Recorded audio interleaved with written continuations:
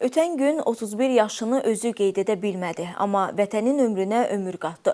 Xüsusi təyinatlı qüvvələrin giziri Ziyarət Hüseynov şəhid olduğu gündən xalqın qəlbində əbədiyaşar qəhrəmana çevrilib. Biləsuvarın Amankənd kəndində doğulan şəhid Gizirinin doğum günü bu dəfə də böyük sayğı ilə qeyd olunub. Ziyarət Mayıloğlu Hüseynov 1994-cü il mayın 15-də Biləsuvarın Amankənd kəndində dünyaya gəlib. Ailəsinin illərlə həsrətində olduğu ilk oğul övladı idi. Həm də millətin gələcəkdə fəxr edəcəyi övladı. Anası Hərgül xanım deyir ki, uşaqlıqdan gözü qartal kimi iti, qəlbi də bir o qədər yumşaq idi oğlumun. Əskərlik onun arzusu, hərbi isə taleyi idi.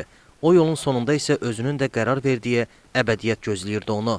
Mənim xatirəmdə həmişə igid, mərd, vətənpərvər, o qədər vətəni sevirdi. O qədər, necə deyim, qəlbi ürəyi geniş uşaq idi.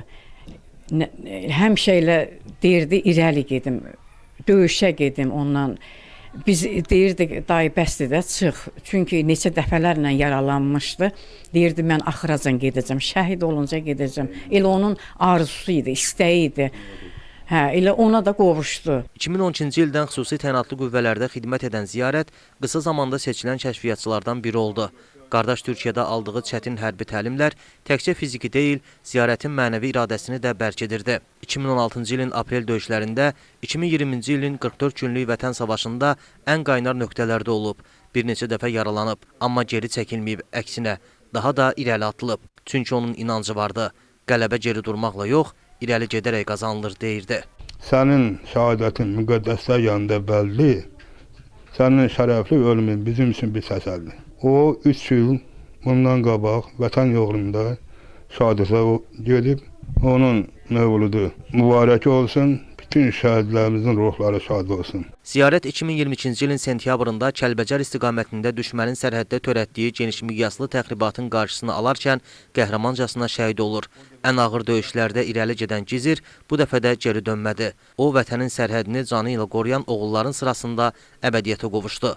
Biz inanırıq ki, bu ocaqda onun ardıcılar, onun övladı gələcək, onun əvəzini tutacaq. Onun kimi qəhrəman olacaq. Onun kimi Azərbaycan tarixinə imza atacaq. Mənim atam qəhrəmandır.